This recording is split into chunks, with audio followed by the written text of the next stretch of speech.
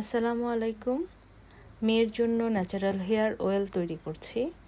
নিজের চুলের তো ১২টা, চেষ্টা করছি মেয়ের চুলে কিছু হোক। সেই জন্য দেশ থেকে নিয়ে আসছি জবা পাতা, জবা ফুল, সাথে থাকছে পেঁয়াজ, আমলকি শুকনো, মেথি এবং কালোজিরা। আর সেই সাথে থাকছে নারিকেল তেল, একদম ১০০% খাঁটি নারিকেল তেল ১ কেজির মতো। তার ভিতরে সব কিছু দিয়ে, আর এটা একটা বিশেষ উপায়ে করা হচ্ছে, যেমন নিচে গরম পানি হচ্ছে, তার উপরে কড়াইয়ে আসলে এই তেলগুলো এবং তেলের সাথে যে ইনগ্রিডিয়েন্টসগুলো সেগুলো দেওয়া হচ্ছে। এটা এক ধরনের বলা যায় স্টিমে তৈরি হয়। স্টিম থেকে যে তাপটা হয় সেটা থেকে এই পেঁয়াজগুলো একটু ভুনা ভুনা হবে এবং সব কিছুই ভাজা ভাজা হবে আসলে। তার তো প্রথম দিকে যে বড় বড় জিনিসগুলো ছিল, যেমন আমলকি, পেঁয়াজ, এগুলো দেওয়া হয়েছে। তারপরে ছোট ছোট যেমন মেথি, কালোজিরা, এগুলো দিয়ে অনবরত নাড়ছি যাতে খুব বেশি পুড়ে না যায় এবং পেঁয়াজগুলো একটু ইয়েলো কালার বা ব্রাউন কালার যেটাকে বলে সেরকম হয়ে আসে। সেই জন্য সেদ্ধ হয়ে এসে পানিটা যখন দেখব যে হালকা হালকা শুকিয়ে যাচ্ছে, তখন আসলে যে জবা ফুলের পাতা এবং যে ফুলটা আছে সেটা এটার সাথে অ্যাড করতে হবে। তো আমি আসলে বেশ নাড়াচাড়া করছি, নাড়াচাড়া করে এটাকে একটু ভুনা ভুনা করার চেষ্টা করছি, যাতে পেঁয়াজটার থেকে যে এক্সট্রা পানি থাকে সেই পানিটা যেন তেলের সাথে মিশে এটা বাষ্প আকারে উড়ে যায়। তো এখন আসলে ওই সময় চলে আসছে জবা ফুলের পাতা এবং জবা ফুল, যেটা আমি বাংলাদেশ থেকে শুকিয়ে নিয়ে আসছিলাম, সেটা অ্যাড করে দিলাম। তো এটা দিয়েও বেশ কিছুক্ষণ নাড়াচাড়া করব। নাড়াচাড়া করতে করতে দেখা যায় যে শুকনো পাতা এবং শুকনো ফুল থেকেও কিছুটা পানি বের হয়। তো সেই পানিটা আসলে বাষ্প আকারে উড়ে যাওয়া পর্যন্ত অপেক্ষা।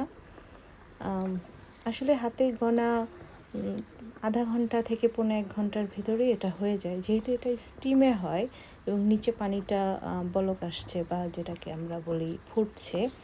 তো ওই গরমটাতেই হয়, যে কারণে একটু সময় বেশি লাগে।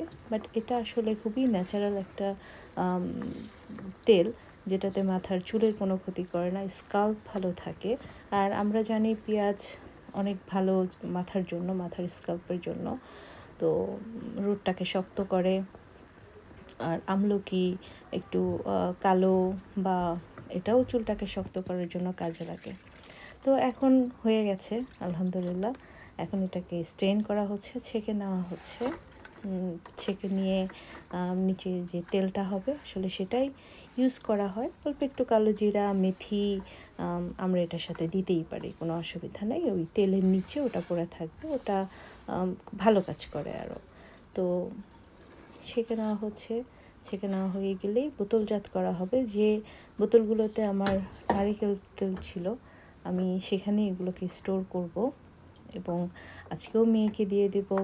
মাঝামাঝি যখনই ও শাওয়ার করে তার আধা ঘন্টা বা ১ ঘন্টা আগে আমি দিয়ে দিই। যেহেতু আমি এই তো হয়ে গেছে আমার তেল কালেক্ট করা। তো সব কিছু দেওয়ার ফলে এই যে দেখতে পাচ্ছেন খুব সুন্দর একটা কালার আসছে। স্মেলটাও খুব সুন্দর, যেহেতু কালো জিরা আছে, মেথি আছে, খুব সুন্দর একটা স্মেল। তো এই তো আমার বোতলজাত হয়ে গেছে। বোতলে করে এখন মুখে লাগিয়ে রেখে দেব। এখন একটু মেয়েকে দিয়ে দিচ্ছি। আমার বছরে প্রায় ২-৩ বার এটা বানানো হয় মেয়ের জন্য। তো এই তো মেয়ের চুল মাশাআল্লাহ বেশ সুন্দর, ঘন এবং সিল্কি। তো সবাই দোয়া করবেন আমাদের জন্য, আমার মেয়ের জন্য, আমাদের পরিবারের জন্য, আর আমাদের সাথে থাকবেন। খুব যদি ভালো লাগলে সাবস্ক্রাইব করবেন, বেল বাটনে চাপ দিবেন। ইনশাআল্লাহ আশা করি আপনারা আমাদের সাথেই থাকবেন। তো এই নিয়ে বিদায় নিচ্ছি এখন। দেখতে পাচ্ছেন যে চুলগুলো কত সুন্দর সিল্কি এবং খুব গ্লেসি হয়ে যায় এই তেলটা দেওয়ার কারণে। তো মা মেয়ে দুইজন গল্প করি আর মাথায় চুল দিচ্ছি, সেই নিজের মায়ের কথা মনে পড়ে।